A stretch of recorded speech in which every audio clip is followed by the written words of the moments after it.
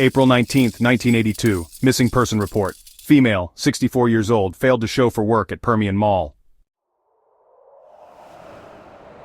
You're about to hear a story that proves time doesn't heal all wounds, but sometimes it does reveal the truth.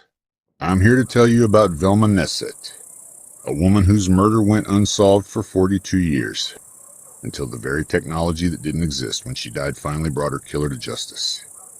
This is Crimeco, and what happened to Velma in the spring of 1982 would haunt investigators for decades.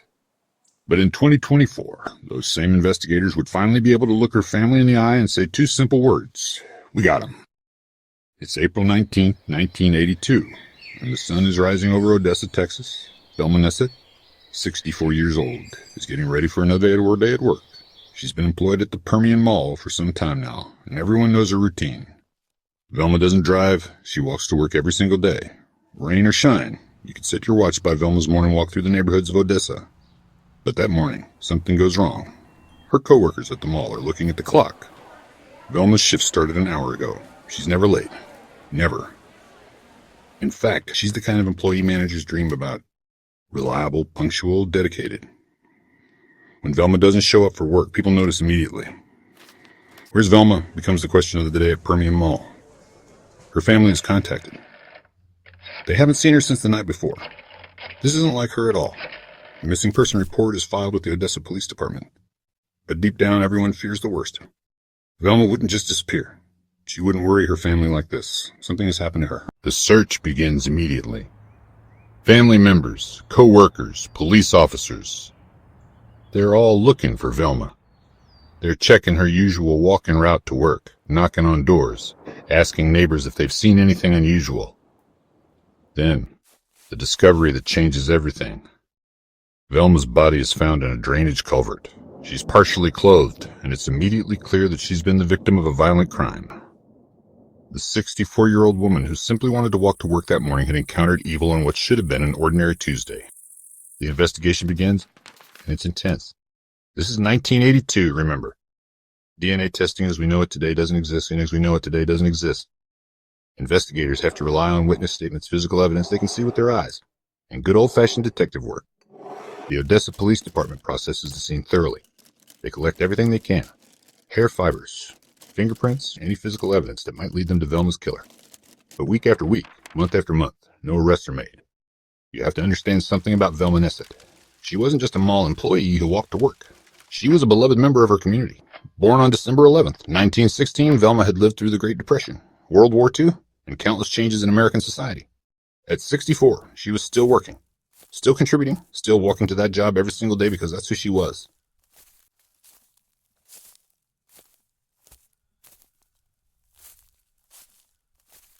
Independent and determined. Her murder sends shockwaves through Odessa. If someone like Velma, a harmless older one walking to work in broad daylight, isn't safe, then who is? But as 1982 turns into 1983, and 1983 turns into 1984, the case grows cold. Not because investigators don't care, but because they've exhausted every lead available to them with 1980s technology. Let's fast forward to 2020. Nearly 4 decades have passed since Velma's murder. Technology has revolutionized criminal investigations. DNA testing can now identify suspects from the tiniest traces of biological evidence.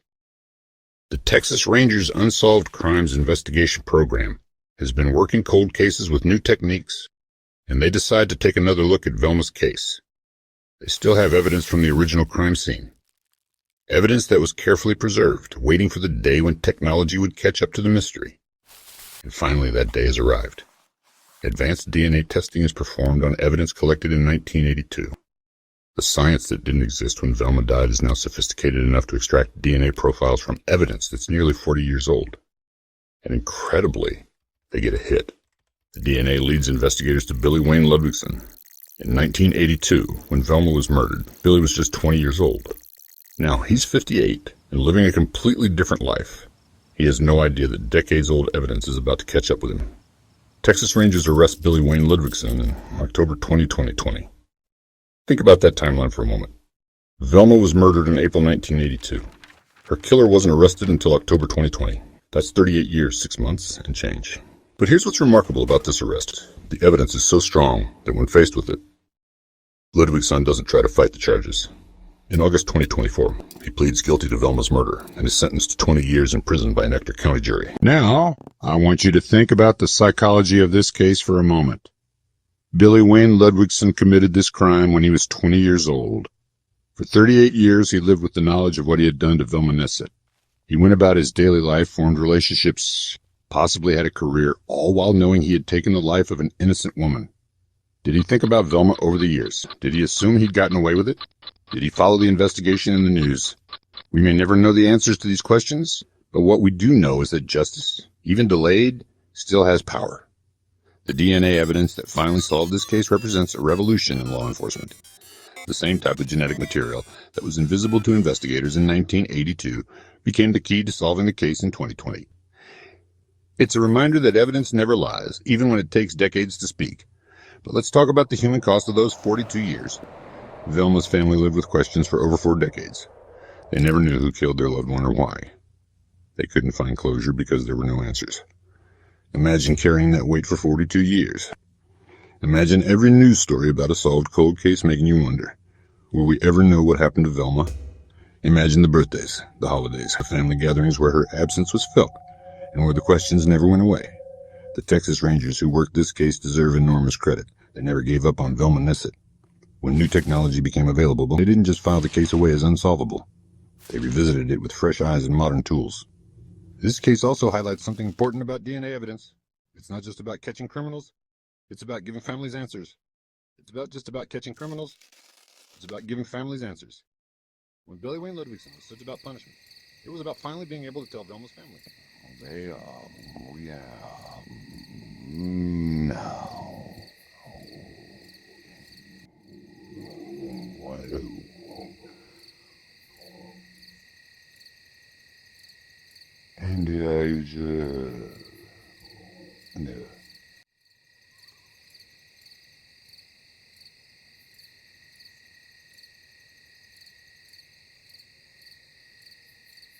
When Billy Wayne Ludwig was that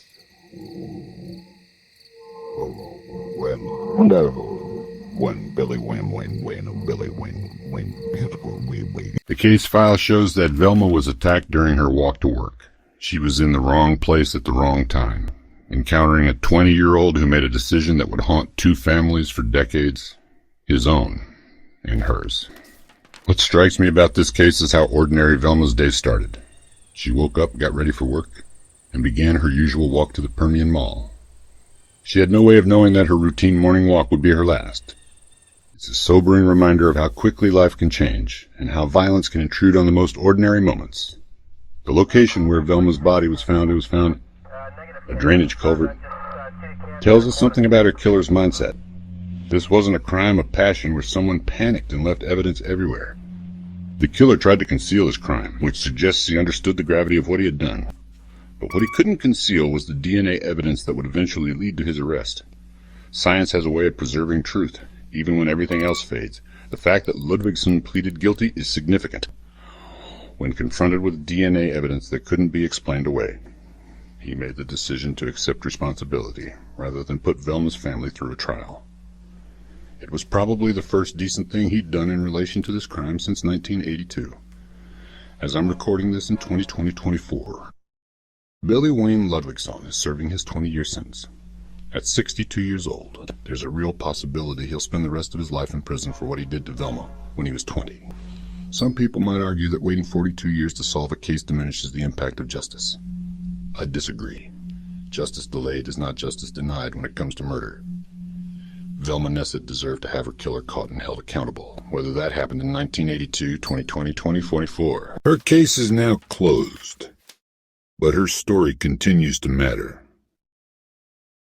It matters because it shows that law enforcement doesn't give up on victims, even when cases go cold. It matters because it demonstrates how technology can breathe new life into old investigations.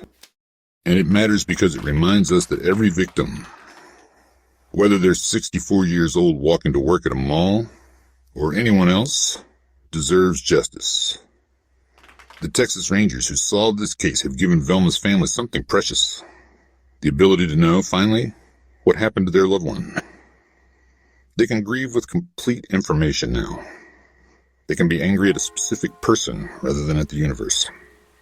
They can find whatever peace is possible when a decades-old question finally gets answered. Velma Nesset's story is one of ordinary life interrupted by extraordinary violence, followed by an extraordinary effort to find the truth. It took 42 years, but the truth emerged. Billy Wayne Ludwigson's DNA was the code that finally cracked time itself. Today, the Permian Mall where Velma worked is now called Music City Mall. Life in Odessa has moved on, as life does. But somewhere, hopefully, Velma's family has found a measure of peace knowing that their loved one's case is finally closed. In an age where we expect instant answers to everything, Velma's case reminds us that some answers take time. A lot of time. But when those answers finally come, they're worth the wait. So here's what I want you to think about as we wrap up Velma's story. How many other cold cases are out there waiting for the right combination of technology and determination to solve them? How many families are still waiting for answers about their loved ones? And if you're in law enforcement, or if you know someone who is, remember Velma Nesset. Remember that cases don't truly go cold as long as someone cares enough to keep working them. Evidence doesn't lie, even when it takes 42 years to speak. What do you think about cold cases like Velma's? Do you believe justice can be meaningful even when it comes decades after a crime? And how do you think DNA technology will continue to change criminal investigations in the years to come? Let me know your thoughts. And remember, every victim has a name, every case has a story. And every family deserves answers, no matter how long it takes to find them. This has been Crimeco. I'm your host, and Velma Nesset's case reminds us that time may heal some wounds, but it also reveals some truths. Until next time, stay safe out there.